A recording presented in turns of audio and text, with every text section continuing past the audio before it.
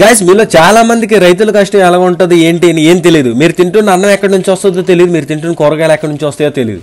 కానీ ఆ కష్టాలు అనేది నాకే తెలుసు. ఆకు చూడాలి ముళ్ళు చూడాలి అంటారు.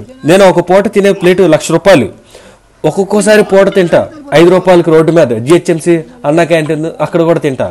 అయితే తేడా ఏంటంటే మీకు నాకు, నేను ఆకు చూస్తా ముళ్ళు చూస్తా, ఆకు చూస్తా పువ్వు చూస్తా, ఇంకా చూస్తా చాలా చూస్తా.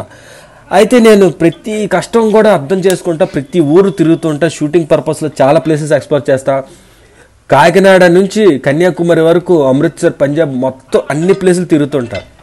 కాశ్మీర్ టు కాలిఫోర్నియా వరకు తిరిగా. సో అన్ని ప్లేసులు 5,060 కంట్రీస్ ఎన్ని ఎక్స్ప్లోర్ చేశా. సో అందుకని నాకు కష్టం తెలుసు. నాకు ఒకప్పుడు 500 ఎకరాలు ఎంత ఉండేది, కానీ అన్నీ చాలామందికి దానం చేసేసాం. సో ఈ రైతులకు పడే కష్టం మామూలుగా ఉండదు. మీకు ఈ ట్రాక్టర్ సెటప్ చేసి ఇది దున్నడానికి తీసుకెళ్ళడానికి అరగంట పడుతుంది. ఇక్కడ అరగంటది మీకు చాలా తక్కువలో చూపించా. ఇంకా చాలా టైం పట్టింది, అంతా వేయలేం కదా షార్ట్ వీడియోలో, అందుకని చిన్నగా చూపించాను. ఇద్దరు ముసలోళ్ళు చాలా కష్టపడుతున్నారు. వయసులో పెద్దోళ్ళైనా చాలా చాలా చాలా కష్టపడుతున్నారు. ఎందుకంటే నాకు వాళ్ళ కష్టం చూసి బాధ అనిపించింది. నేను వీడియో పక్కన పెట్టేసి నేను ఒక చేసి అదంతా సెట్ చేశాను నాకు.